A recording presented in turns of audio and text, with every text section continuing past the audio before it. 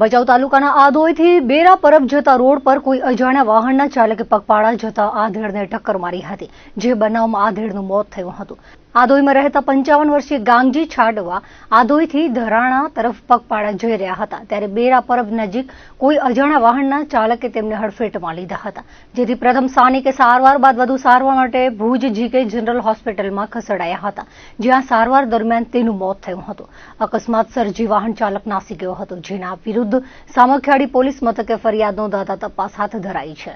તાલુકાના કરમરિયા ગામે રહેતા 50 વર્ષીય શેરુભાઈ ચૌહાણે કોઈ અગમ્ય કારણોસર પોતાના ઘરે ઝેરી દવા પી લેતા સારવાર માટે હોસ્પિટલમાં લઈ જવામાં આવ્યા હતા, જ્યાં તબીબ દ્વારા મૃત જાહેર કરવામાં આવ્યા હતા, જેથી પોલીસે અકસ્માત મોતનો ગુનો દાખલ કરી તપાસ હાથ ધરી છે.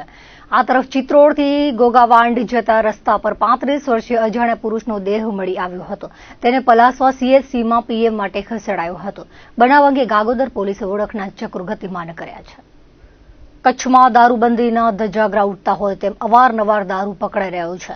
પશ્ચિમ કચ્છમાં સ્થાનિક પોલીસ દ્વારા કાર્યવાહી કરવામાં આવતી ન હોવાથી SMCને દરોડા પાડવા માટે આવવું પડે છે. પૂર્વ કચ્છમાં SMC ન આવે તે માટે પૂર્વ કચ્છ પોલીસ હરકતમાં આવી ગઈ છે. તાજેતરમાં સામખિયાળી પાસે LCBએ 70 લાખથી વધુનો દારૂ પકડ્યો હતો.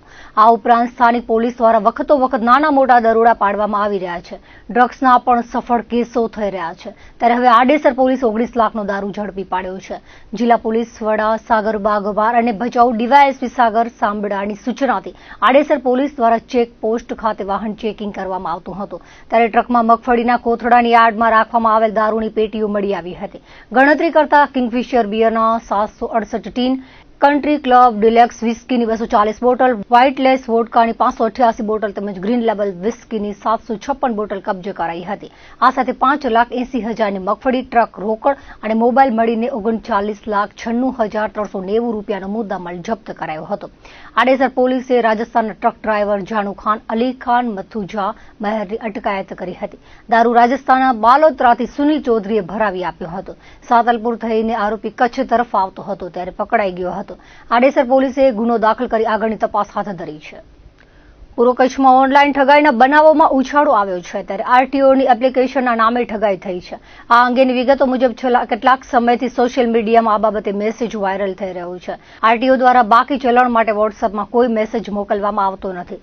અજાણ્યા ઠગબાજો દ્વારા મોબાઈલમાં RTOની એપ્લિકેશન અથવા તો ચલણ બાકી છે તેવો મેસેજ મોકલવામાં આવે છે. તેના પર ક્લિક કરતા છેતરપિંડી થાય છે. ત્યારે ગાંધીધામનો યુવાન ભોગ બન્યો હતો. ગાંધીધામમાં દવા વિતરક તરીકે નોકરી કરતા નવીન સથવારા સાથે છેતરપિંડીનો બનાવ બન્યો હતો. RTO એપ્લિકેશન ખોલતા બેંક ખાતામાંથી 1,49,000 કપાયા હતા. બીજા બાજુએ મોબાઈલનું સંચાલન મેળવીને 1,56,716 રૂપિયાની લોન લઈને આ રકમ પણ ઉપાડી લીધી હતી, જે અંગે ગાંધીધામ A ડિવિઝન પોલીસે ફરિયાદ દાખલ કરી તપાસ હાથ ધરી છે. ભુજ શહેર A ડિવિઝન પોલીસ મથકમાં વાહન ચોરી અંગે ગુના નોંધાયેલા હતા, જે કેસમાં સંડોવાયેલા શખ્સને LCBએ ઝડપી પાડી વાહન કબજે કર્યું હતું. મંગલમ 4 રસ્તા બાજુથી ખેંગારબાગ તરફ જઈ રહેલા આરોપી કુકવાના હિરેનગીરી ગુસાઈને પોલીસે ઝડપી પાડ્યો હતો અને એક્ટિવા અંગેના આધાર પુરાવા માંગતા તે આપી શક્યો ન હતો. આ વાહન 1.5 માસ પહેલા રઘુવંશીનગરના પાર્કિંગમાંથી ચોરી કર્યું હોવાની કેફિયત આપી હતી. પોલીસે એક્ટિવા કબજે કરી A ડિવિઝન પોલીસ મથકને કબજો સોંપ્યો હતો. પૂર્વ કચ્છના વાગડ વિસ્તારમાં રેતી ચોરી અને ખનીજ ચોરીનું દૂષણ વ્યાપક બન્યું છે. આ વિસ્તારમાં ખનીજ ચોરીનું ફરિયાદો સમયાંતરે ઉઠતી રહે છે. ત્યારે ભચાઉ તાલુકાના મનફરામાં પૂર્વ કચ્છ ખાણ ખનીજ વિભાગની ટીમે રેતી ચોરીના કારસાનો પર્દાફાશ કર્યો હતો. કાર્યવાહી દરમિયાન અંદાજિત 1 કરોડનો મુદ્દામાલ કબજે કર્યો હતો. પ્રાપ્ત વિગતો અનુસાર પૂર્વ કચ્છ ભૂસ્તર વિજ્ઞાન અને ખનીજ કચેરીની ટીમ દ્વારા ભચાઉના મનફરા સીમ વિસ્તારમાં તપાસ હાથ ધરાઈ હતી, જેમાં સાદી રેતીના ગેરકાયદેસર ખનન અને વહન સબબ 1 એક્સવેટર મશીન તેમજ 1 ડમ્પર વાહન સીઝ કરાયા હતા. આરોપીઓ સામે ગુનો દાખલ કરી આગળની કાર્યવાહી હાથ ધરાઈ હતી. ખનીજ વિભાગના સપાટાથી વાગડ પંથકમાં રેતી ચોરી કરતા તત્વોમાં ફફડાટ ફેલાઈ ગયો હતો. કચ્છ જિલ્લામાં છવાયેલા અષાઢી માહોલ વચ્ચે બપોરના અરસામાં પશ્ચિમ કચ્છના જુદા જુદા વિસ્તારોમાં વરસાદ શરૂ થયો હતો. દરરોજ સવારે ધાબળિયા માહોલ વચ્ચે બપોર બાદ વરસાદ થવાનો સિલસિલો આજે પણ યથાવત રહ્યો હતો. જિલ્લા મથક ભુજમાં જોરદાર વરસાદી ઝાપટું વરસતા માર્ગ પર પાણી વહી નીકળ્યા હતા. ભુજ ઉપરાંત માધાપર, દહીસરા, સુખપર, માનકુવા વિસ્તારમાં ઝાપટા વરસ્યા હતા. બંદરીય માંડવી શહેરમાં સવારથી ઝરમર સ્વરૂપે વરસાદ શરૂ થયો હતો. બપોરના અરસામાં ગ્રામ્ય વિસ્તારોમાં છાંટા કે ઝરમર સ્વરૂપે પાણી વરસ્યું હતું. ગઈકાલે ધીંગી મેઘમહેરથી તરબતર નખત્રાણામાં પણ આજે બપોરે કોઈ ઝાપટા સ્વરૂપે વરસાદ શરૂ થયો હતો. તાલુકાના ગ્રામીણ વિસ્તારોમાં પણ વરસાદ થયાના અહેવાલ પ્રાપ્ત થયા હતા. તો માતાના મઢ, રવાપર સહિત આસપાસના ગ્રામ્ય વિસ્તારોમાં વરસાદ વરસ્યો હતો. જ્યારે અબડાસાના કોઠારા, રાતા તળાવ, ડુમરા, રવા, ખીરસરા, ભેદી, મોથાળા, આરીખાણા વગેરે ગામોમાં મેઘમહેર પહોંચી હતી. તો બીજી તરફ પૂર્વ કચ્છના અંજાર શહેરમાં સવારથી ઝરમર કે ઝાપટા સ્વરૂપે વરસાદ થતા માર્ગો ભીંજાયા હતા. ભારે વરસાદથી નખત્રાણા તાલુકાના જળોદર કોટડા ગામનું ઐતિહાસિક સરોવર મુરારા ઓગની ગયું હતું. શનિવારે વાજતે ગાજતે તળાવના વધામણા લેવાયા હતા.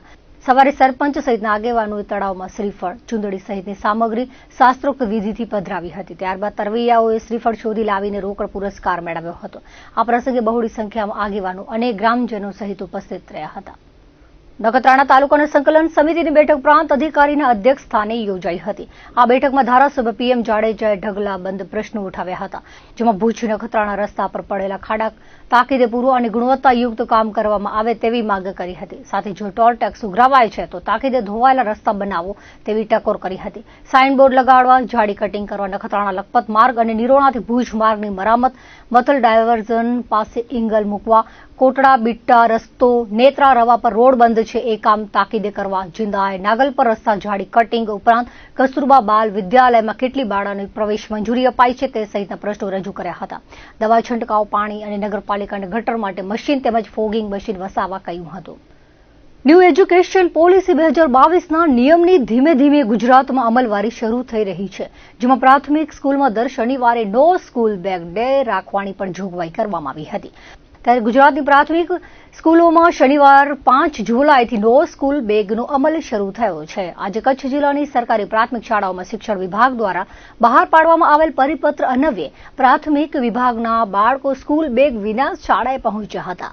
શાળામાં શિક્ષણ સિવાયની અન્ય ઇતર પ્રવૃત્તિઓમાં બાળકો જોડાયા હતા. આ અંગે વિગતો આપતા કચ્છ જિલ્લા પ્રાથમિક શિક્ષણ અધિકારી ભૂપેન્દ્રસિંહ વાઘેલાએ જણાવ્યું હતું કે રાજ્યના શિક્ષણ વિભાગના આદેશાનુસાર કચ્છ જિલ્લાની પ્રાથમિક શાળાઓમાં જુલાઈ માસના પ્રથમ શનિવારે નો સ્કૂલ બેગ ડે ઉજવાઈ રહ્યો છે.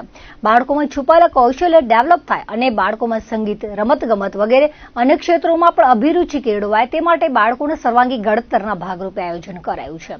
આજે ધોરણ 1 થી 8ના બાળકોને શાળામાં રમતગમત, સંગીત સહિતની અન્ય પ્રવૃત્તિઓ કરાવવામાં આવી હતી. હવે દર શનિવારે બાળકોને બેગ વિના જ સ્કૂલે આવવાનું રહેશે અને બાળકોને અભ્યાસ સિવાયની રમતગમત, સાંસ્કૃતિક, યોગ, ચિત્ર સહિતની પ્રવૃત્તિઓ કરાવવામાં આવશે. જિલ્લા પ્રાથમિક શિક્ષણ અધિકારીએ અંજાર ખાતેની સરકારી શાળાઓમાં પ્રવૃત્તિઓનું નિરીક્ષણ કર્યું હતું.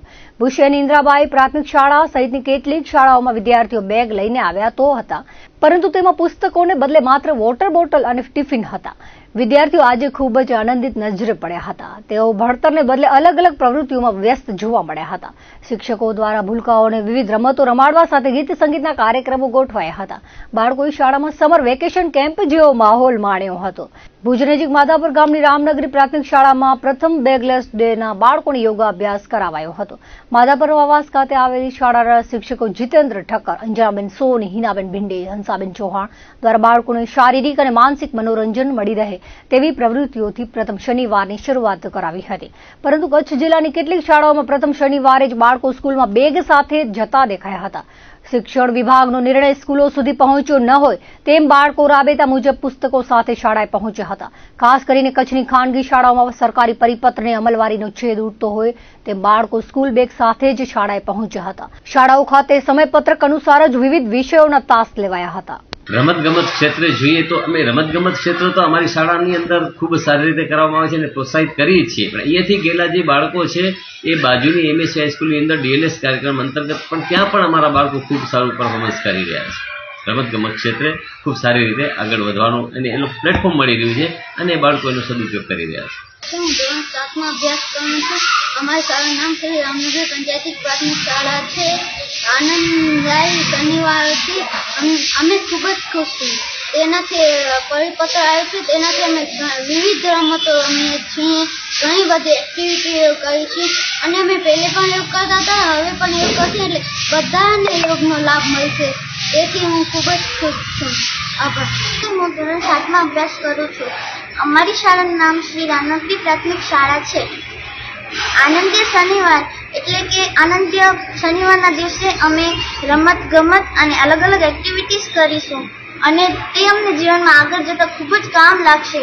અને સોમથી શુક્રવાર સુધી અમે ખૂબ જ અભ્યાસ કરતા હતા અને આનંદીય અમે મોજ કરીશું. અમારી શાળાનું નામ શ્રી રામનગરી પ્રાથમિક શાળા. આનંદથી શનિવાર અમને ખૂબ જ મજા આવી ગઈ કે અમે પહેલા શનિવારે રોજ દફતર લઈને આવતા હતા. હમણાં અમને મોજ પડી ગઈ કે દફતર નથી લઈ આવવાનું. આનંદથી શનિવાર જુદી જુદી પ્રવૃત્તિઓ, જુદી જુદી રમતો, જુદું જુદું બધું નવું નવું પ્રકારનું હશે. હવે અમને આનંદથી થેલા લઈ આવવા પડતા, હવે નહીં લઈ આવવા પડશે. નખત્રાણા તાલુકાના લક્ષ્મીપર નેત્રાના જંગલ વિસ્તારમાં ઈંડા સાથે નાનું દશરથિયું પક્ષી જોવા મળ્યું છે. વનરક્ષક ધીરજભાઈ વાઘેલાએ જણાવ્યું હતું કે સામાન્ય રીતે રાત્રિના સમયે જોવા મળી જતું પક્ષી, જેને આપણે લોકલ ભાષામાં છાપુ તરીકે ઓળખતા હોઈએ છીએ. રાત્રે અમે રસ્તા ઉપર ગાડી લઈને નીકળીએ ત્યારે ઝડપથી ગાડી બાજુમાં પહોંચીએ એટલે ઝડપથી ઉડતું હોય છે, જે દિવસ દરમિયાન પથ્થરવાળા જંગલ વિસ્તાર અથવા ઝાડ ઉપર બેસીને આરામ કરતું હોય છે, પણ રાત્રિના અંધારું થાય એટલે તે ખોરાક માટે આવે છે. હવામાં જ ઉડતા મચ્છર, માખીઓ તેમજ નાના મોટા જીવજંતુઓને ખાઈને પોતાનું પેટ ભરે છે. રાત્રિ દરમિયાન તેની આંખોમાં લાઇટ મારીએ તો એકદમ ચમકે છે. તેનો કલર પથ્થર અને માટી જેવો મિક્સ હોવાથી તેને દિવસ દરમિયાન નરી આંખે જોઈ શકાતું નથી. ભારત તેમજ એશિયાના અમુક દેશોમાં વસવાટ કરે છે. તે માળો બનાવવાના બદલે જમીન ઉપર પથરાળ વિસ્તારમાં ખુલ્લામાં ઈંડા આપે છે. એપ્રિલથી ઓક્ટોબર સુધીમાં બચ્ચાનો ઉછેર કરે છે. આ પક્ષી માળો બનાવતું ન હોવાથી ઈંડાને જમીન પર શોધવો અશક્ય બની જાય છે. સામાન્ય રીતે બીજા પક્ષીઓ કરતાં તેની ચાંચ સૌથી અલગ દેખાઈ આવે છે. ઉડતી વખતે તેના પાંખમાંથી બિલકુલ અવાજ આવતો નથી અને રાત્રિના સમયે એકદમ શાંત ઉડતું હોય છે.